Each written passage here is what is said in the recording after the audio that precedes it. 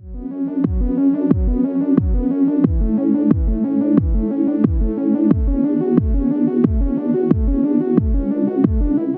so Stuart Bailey is here, and he is with Accenture. He's going to be talking about network monitoring and OT and ICS environments, and more complicated than we think.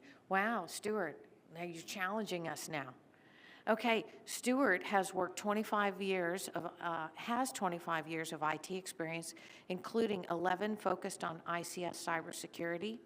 His work includes developing OT security programs and assessments for various sectors, including oil and gas.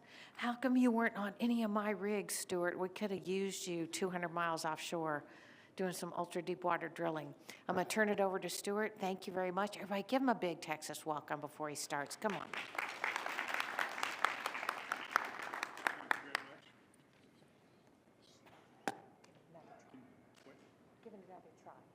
Can y'all hear me? No. Hello? Yeah. Well, thank you very much. I said my name is Stuart Bailey. I work for Accenture. I'm an OT manager, and everything I'm saying today is my personal opinion, is not the opinion of my employer. I'm going to talk about network monitoring in OT and ICS environments. It's more complicated than you think. This was my original slide. It's kind of fetish, but I just couldn't, I had to keep it in because I enjoyed it too much. So really, I want to start off with the bottom line up front. And I've deployed OT network monitoring when I worked for an operator. I've worked for Accenture for 6 years and have deployed this helped deploy this for various organizations. Talked to a lot of coworkers where I work, and we found a lot of people, a lot of organizations are not satisfied with their OT monitoring solution deployments, or it's not as successful as they think it should be, or they were expecting. And one reason for it, big reason for this, is it's hard. But I think a more illustrative point, and really the point of this talk is, a lot of times people that are deploying this are not taking into account the unique nature of OT environments and the difficulty of these deployments. One would be the unique nature of these environments. Two, operationalizing these products are very time intensive and very staff intensive. And three, integrations for people, processes, and technology in this space are just difficult. And this will be just really the ongoing thing. My whole talk will be what are these obstacles, and then how you can anticipate them and deal with them. I had an objective slide. I put the bottom line up front slide after my objective slide. So here, do a brief talk about the elements of OT monitoring, network monitoring, the key elements, things to consider during deployment, during the tuning process, and then pitfalls to avoid, really kind of more of the higher level, strategic level considerations. So this is a little bit about me. I've worked since 22, 25 years of IT and OT experience. I'm from Houston. I've been a full-time consultant for 6 years. I've worked primarily in oil and gas and electrical space. I'm married. I have 2 dogs. I read a lot of history. And a fun fact is Astrodome is the theme this year. And since I grew up here, as a child, as like a 6-year-old, I went to see Elvis in the Dome with my mother for a matinee. And I went to see Evel Knievel evil to his friends, jump buses in the dome. So it's, the Astrodome is very special to me. Importance of network monitoring. You know, why do we do it? A lot of times it's the only visibility we have into the OT networks and to the industrial process. Asset inventory. A lot of drivers, a lot of times companies will implement OT network monitoring to enhance their asset inventory, or they really don't have much of an asset inventory, and give them an asset inventory. OT network monitoring will also help with intrusion, detecting attacks, detecting anomalies and deviations from the baseline.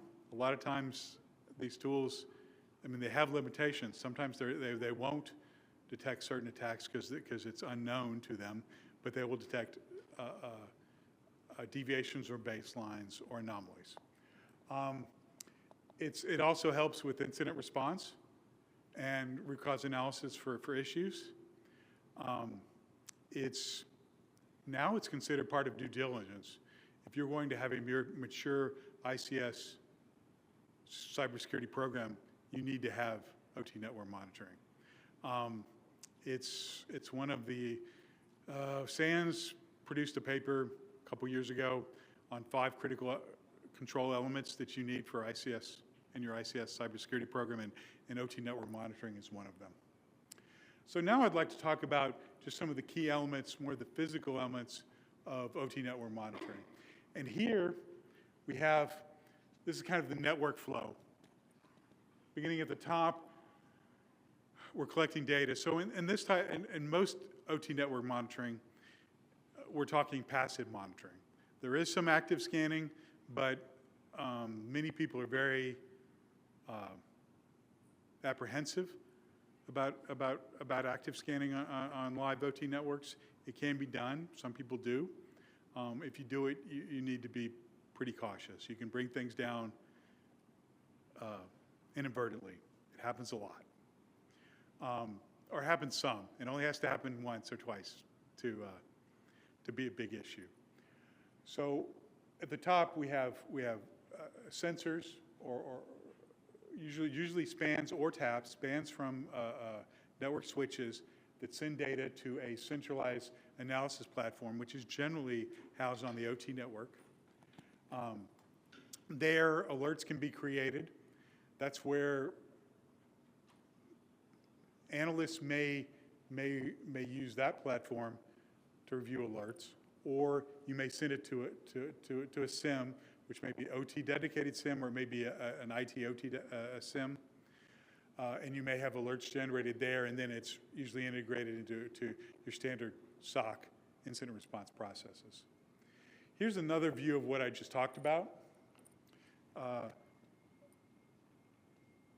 my left, your right, there's the OT network and the business network, and it's divided by a firewall. Network traffic is captured via spans on the switches. That data is either sent to a sensor, which is forwarded to a monitoring analysis server, or it's sent directly to that server. Here, a challenge that's not always anticipated is the network switches. Taking spans from Cisco switches is pretty straightforward.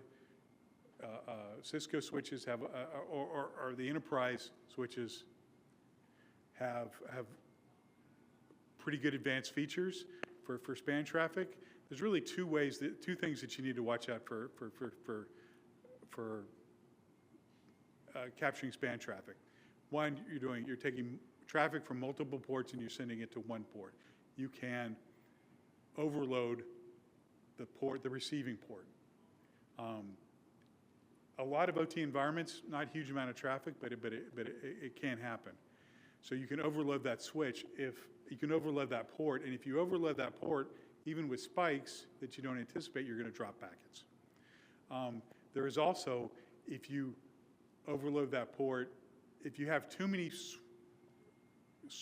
switch ports receiving traffic going to a single port, you can overload the switch, the backplane on the switch, which you'll actually know when you did that because everything will stop or everything will get really slow, which I've done it before when I was a network engineer. So it can be done, and it's something you need to anticipate.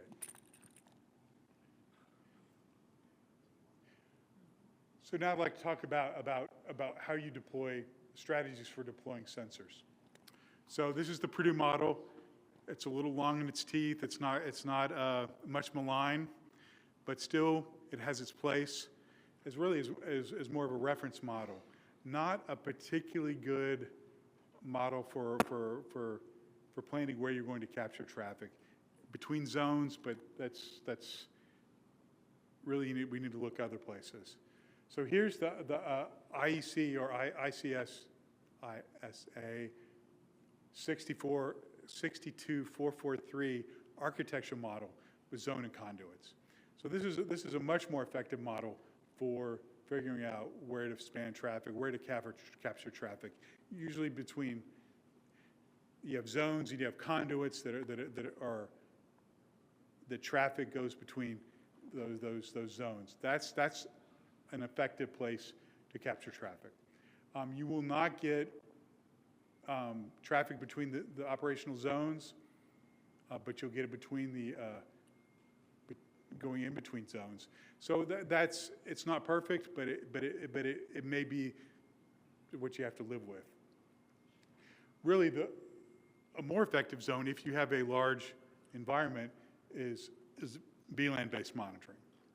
So here on the left, in green is the OSI model, is the Purdue model, not the OSI model, different model. And on the right is various industrial processes that are divided up into VLANs. Industrial processes are generally not at one Purdue model zone. See here, you can see that they go across many zones, or a number of zones. And here, you would actually span the traffic on each VLAN, which in this case, if you spanned all 4 of those VLANs, you would capture all of your traffic, and you would have to watch more closely your switches, that you're not overloading your switches.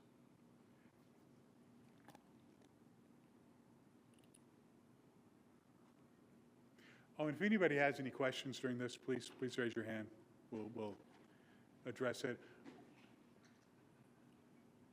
One issue I'd like to talk about here is just some more general issues to consider. Numerous protocols, Modbus, SIB, DMP3, Profinet, many more.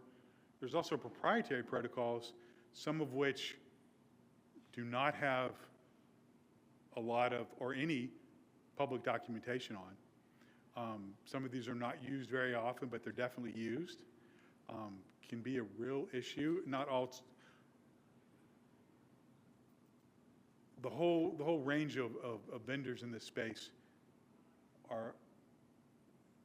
detect these protocols differently, and they may or may not be particularly effective on certain proprietary protocols.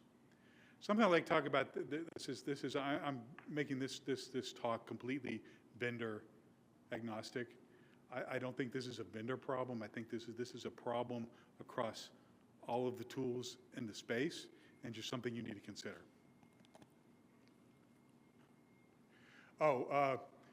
Common protocol issues. Most of these do not have authentication. They're not encrypted.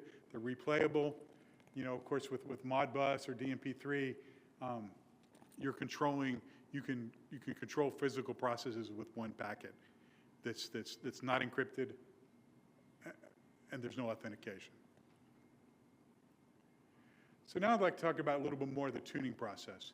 What we talked about before is actually deploying network monitoring.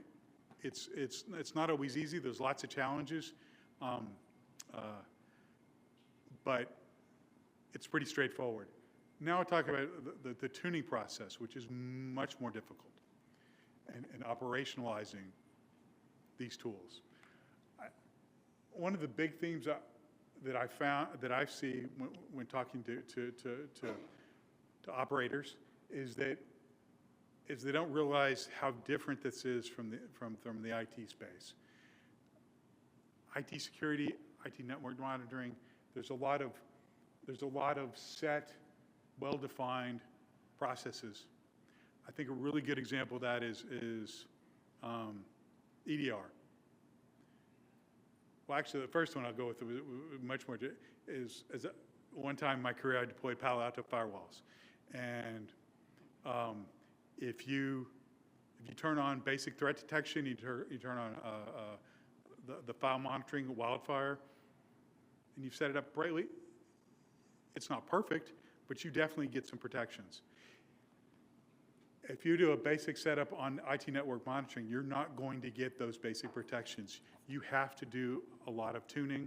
The environments are unique, and there's not a lot of kind of set runbook processes. You need to figure out how to do things on your specific environment. And that'll be, you'll see that theme throughout my talk. So here's just a number of deployment tuning challenges that I'd like to talk about. There's really kind of three approaches to network tuning. Is you kind of pick your poison. You pick a site, you focus on a site, you focus on the top talkers, you focus on protocols. It's really, or a combination of all three. Next thing I'd like to talk about is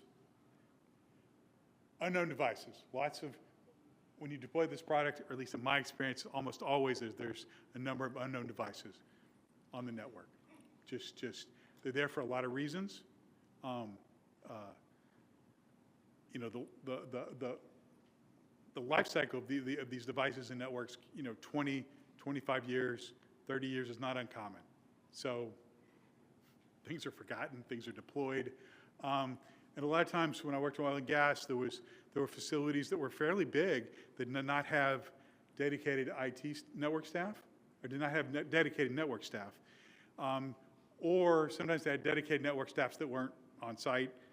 Usually like an I&E tech, that was his third or fourth responsibility, was to perform network duties. So documentation is lacking. A good example of these unknown devices is I was doing an assessment in a manufacturing facility, talking to people, just out on the floor, interviewing people, and it was a server that had TeamViewer on it that they used for remote support, and it was set up so the vendor could initiate contact, could initiate a connection. So that means the vendor could anytime they wanted to, could make a connection, which was not a good practice. And so here, devices, that example was actually more of a service that was installed on a server, but you get the point. A lot of interesting, and just the guys in that area had installed it because they needed support, which they did need support. They actually did need remote support, but we worked with them immediately to come up with a better process. One of which, the first thing was that day was just to turn off the ability for a vendor to initiate a connection to their network, to their OT network. There's, in my experience, a lot of, when you turn on these tools and they start capturing traffic, there's a lot of informational alerts that you need to sift through. There's a lot of false alerts. A good example, I was working with the team that we turned it on. They started looking at the alerts. They were getting a message that someone was wiping the memory on a PLC. We're looking at it. We just turned it on, so they ended up calling up one of the OT engineers, and we figured out that was just the way this particular PLC, I think it was a SCADA pack, but I'm not sure. It's been a long time. This is just the way you updated the config on the PLC. But the alert that we got was it looked like actually they were wiping the memory. That's just the way that this particular device updated its config. So there's a lot of, you just got to figure those things out. Sometimes these tools know about it, sometimes they don't. Sometimes they're dealing with very old devices they've just never seen before. So that was something that just kind of, you have to work through that. There's no set template that'll help you here. Rumsfelling unknown unknowns. As we talked about, the OT networks are poorly documented. It happens a lot. There's a lot of networks where where segmented networks, they think they have a segmented network and they don't. Sometimes you have poorly configured networking devices. The flat network, I was doing an assessment once, and it was a while back, but it was an ASA that was separating the business network and the OT network. And ASAs, they have the trusted interface, which is your internal network, and the untrusted interface, which is outside. And they'd set it up where the business network was the trusted network. And really couldn't find out why that was set up like that. I think some network tech thought that was the way to do it. So these things happen. Another improperly configured device actually I was offshore tracing a cable, and this was a platform that had been it was one of the very first spars, so it had been operational for a very long time. I went behind the control panel. It was very tight, and I looked up, and there's a Netgear hub hanging from a cable, and it's active. So these things happen. It was a very and it was instantly like, don't touch it, do not touch it. Let me repeat again, do not touch it, because that's especially in a.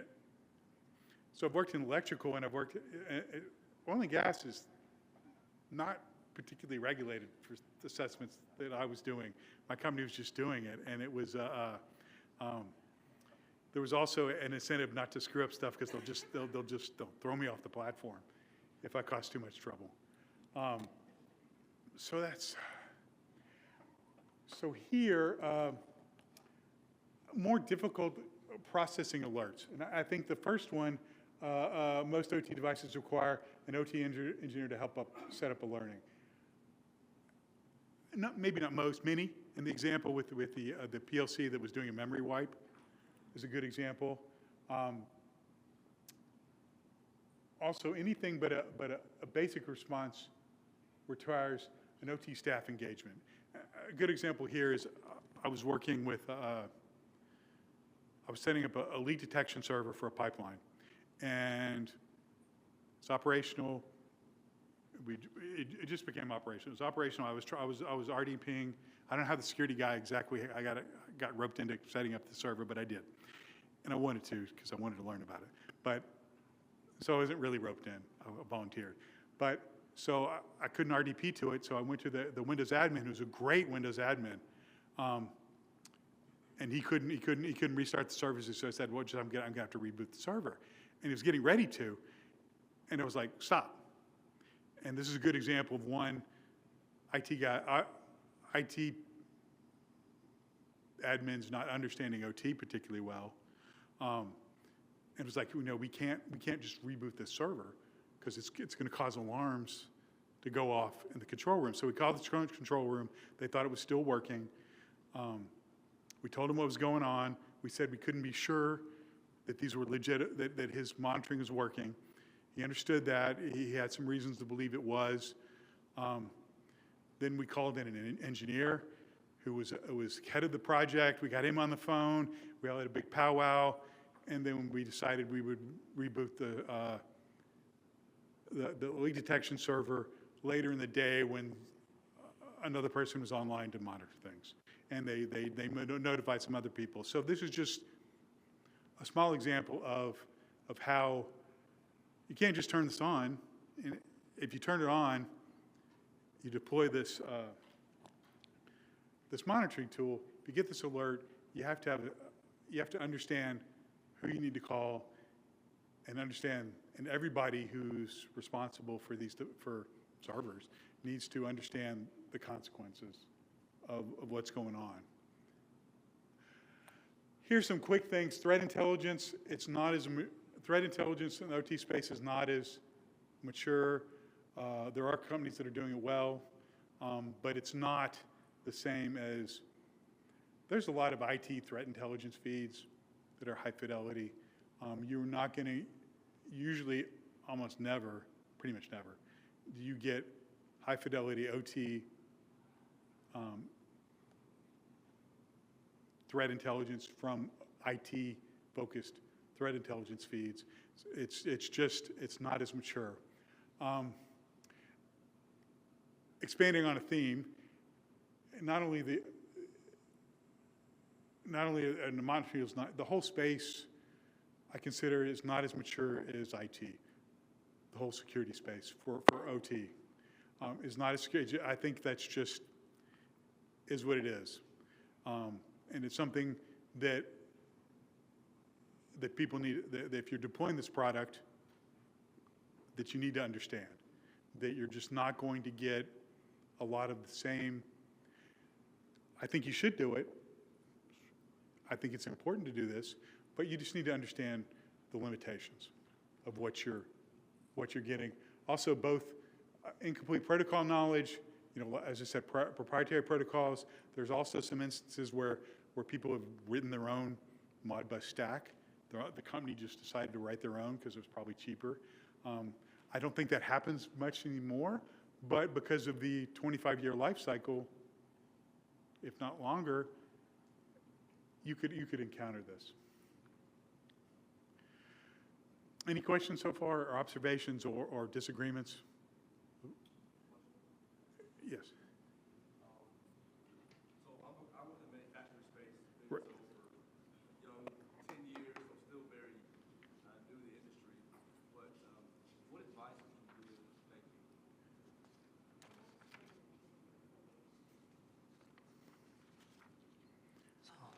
Hello. Okay. Hello, my name is Corey. I work in manufacturing. Question is, in OT security, I've found out that a lot of the times there is a lack of knowledge, and there is almost a sense of not scared, but worried about what they don't know, especially CISOs or other individuals in high positions. So how have you bridged that gap with engineers on the ground floor, but also all the way to the top to CISOs or other individuals in higher management to understand that OT is important, but also just training? Like, how have you combated that? Well, real quick, we're going to go over some of the high level. There's not over promising. One, with the security, but I think there's a lot of just having IT and OT people just talk and work together. Sometimes just talking and understanding the process. For example, that the Windows engineer I talked about, or the Windows admin, he was a great Windows admin. I was also on a security team, and so we also did investigations. He was always our go-to guy to figure out what's going on with AD. But he just didn't really understand, like, that rebooting that server was going to cause a lot of alarms to go off. He just didn't really quite. So that's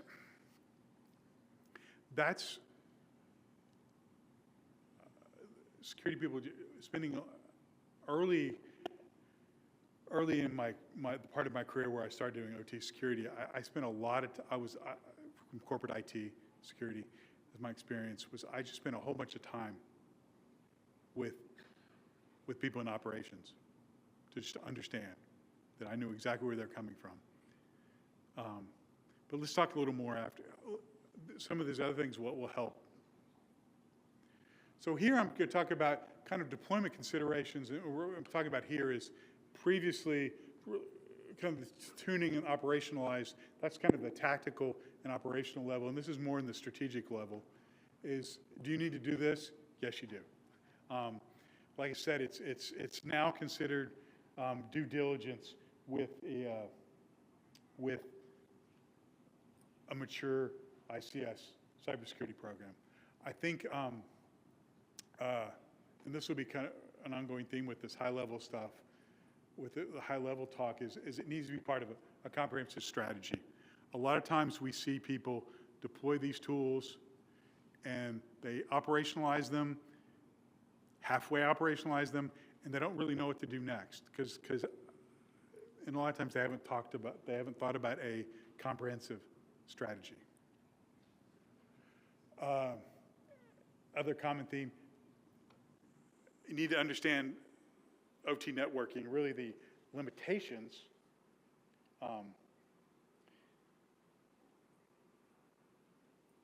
that we've talked about. Most of this network monitoring is passive. Active is always going to be more, give you more information. You just have the ability to bring things down.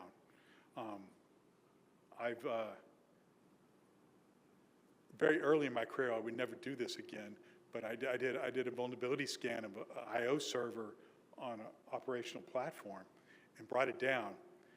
The good part, as I said, this was early in my career, but the good part, I knew enough and I talked to enough that I was standing next to the chief engineer. I told him that it might happen. He said it was okay because it was going to fail over. He was there to fix it. If anybody could fix things, he could. He understood what would happen. I would never do that again. But as soon as it was a Nessus scan of a server that shouldn't have been knocked down, but it was. And it was midnight, so we work offshore. First off, they're 24/7. You work when people can talk to you. So it was like midnight or 1 a.m. I bring down the server. I do the scan, I bring down the server, and a horn goes off. Unrelated, I just about died. It was very funny. Well, it's funny to talk about. It was not at the time. I was really nervous. Here, as I said before, I'm kind of repeating myself, but I see people make this mistake a lot. It's not part of a comprehensive plan. How is network monitoring going to fit? You need to do it. I think there's also a lot of those alerts we talked about, the difficulty of dealing with those alerts. Who owns this? I see that as a big issue. Sometimes they're doing it, they're deploying it. Everybody's kind of agreed they are, but organizations have not had the difficult conversation about who's going to own these alerts, who's going to deal with these alerts. Does the OT engineer have time to deal with these issues? I don't know if other people have had similar experiences with that, but definitely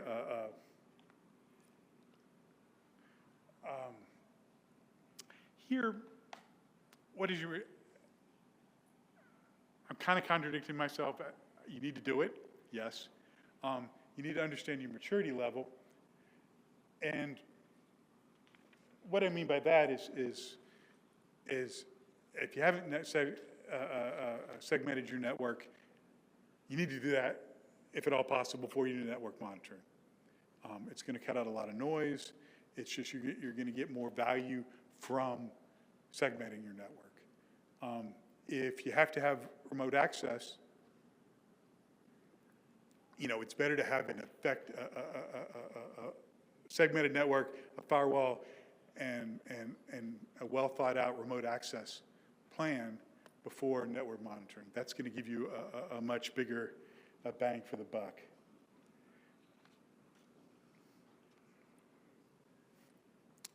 Here I would like to talk about risk reduction from these types of deployments. I think I think it's significant. But I think the earlier bottom line up front, a lot of people are not particularly satisfied with a lot of their deployments because they have not tuned completely. They do not have somebody who's looking at these alerts. Well, that's part of your comprehensive happy, is who's actually going to look at these alerts. But with risk reduction, the Palo Alto deployment example I had in IT land, the EDR today, if you deploy it, do a basic setup, you're going to get some value out of it. Where OT monitoring, if you deploy it, but you have not tuned it, you're not operationalized it, you're essentially getting no value from it. So I think it's kind of easy to say, kind of obvious. It's the whole CapEx dollars is easier to get than OpEx dollars. Both IT and OT, through my entire career, in every organization I've ever been to, pretty much, OT, IT, healthcare, is people deploy tools without properly monitoring them. It just happens. I don't know why. Even work for organizations where nonprofit, where it didn't really matter, CapEx and OpEx did not have a huge tax advantage that it might. It still seems to be a common problem. So kind of to wrap this up is that you need to understand that you're not reducing risk, you're not adding security if you deploy this product without tuning it, operationalizing it. And not only you're not adding security, you're almost for sure adding a false sense of security.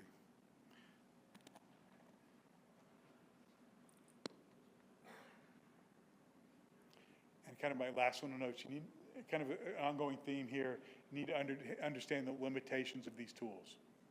You're not going to get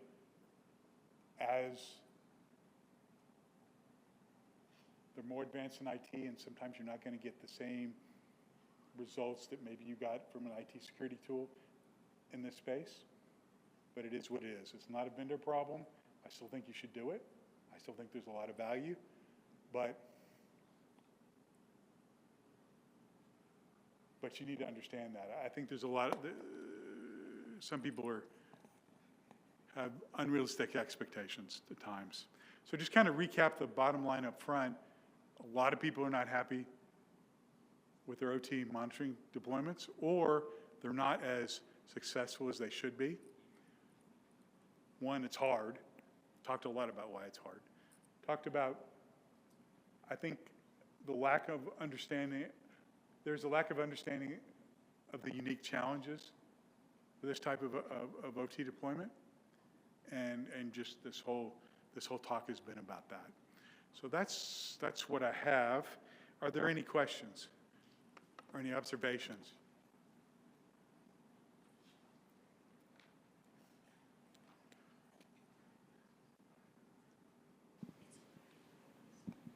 Oh, okay, perfect.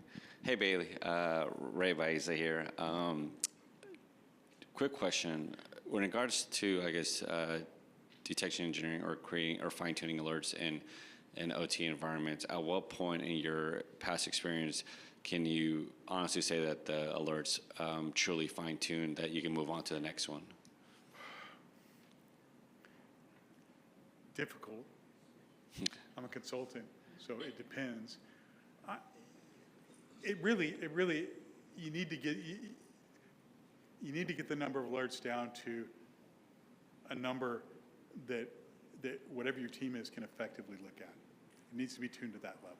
Got it. So if you have one person looking at it, it can't be 15 alerts a day. Yeah. And that person has something else to do. Got it. So it's really difficult. Do you have any advice for, like, for example, when it comes to, like, I guess, do you have to be mindful what the environment we're in? For example, if it's like the level 0, level 1, or if it's like a GMS application or something like that, do you have to be mindful what the purpose is? And then from there, like, maybe work with the asset engineers to get that number down? Or That's really the only way. yeah, As to work, once you've cleared the ones that you can generically clear, that you just know, or that the team can quickly find out. If something, for example, it's like, oh, something's port scanning. It's like, oh no, that's coming from the server, and that's a legitimate function. You can take that off the list pretty quickly.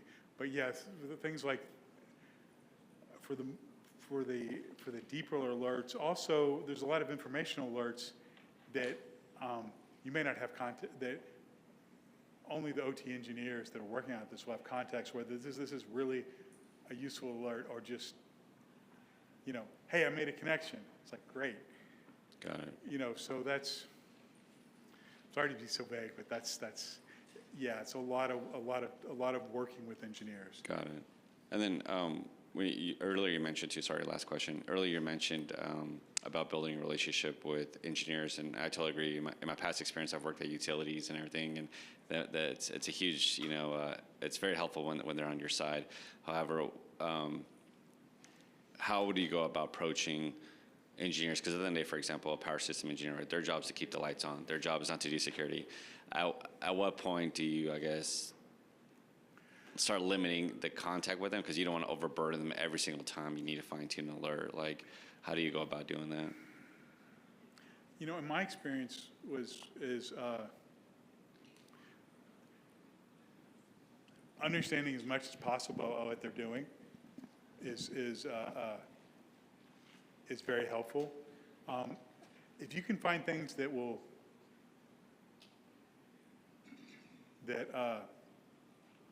if you can find things like asset inventory that helps them, that's a big deal.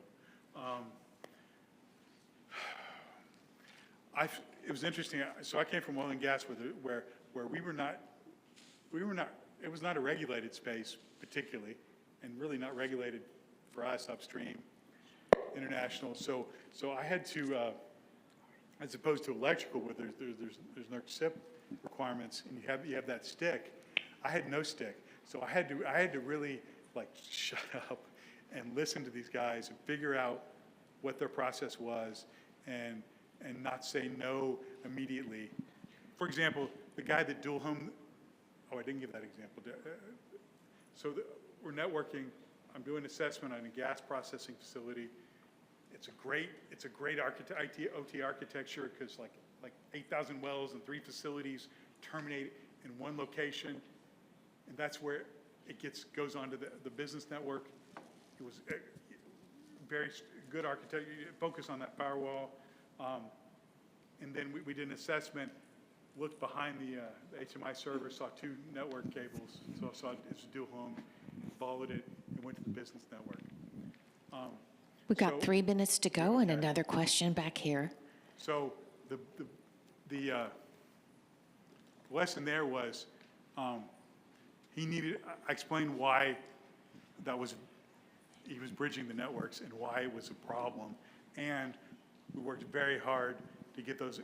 He wanted alerts from the system to go to his email when he was off duty, which is a very legitimate function. We figured out a way to send those through our firewall instead of a dual home. So that was a lot of, I spent a lot of time getting those guys,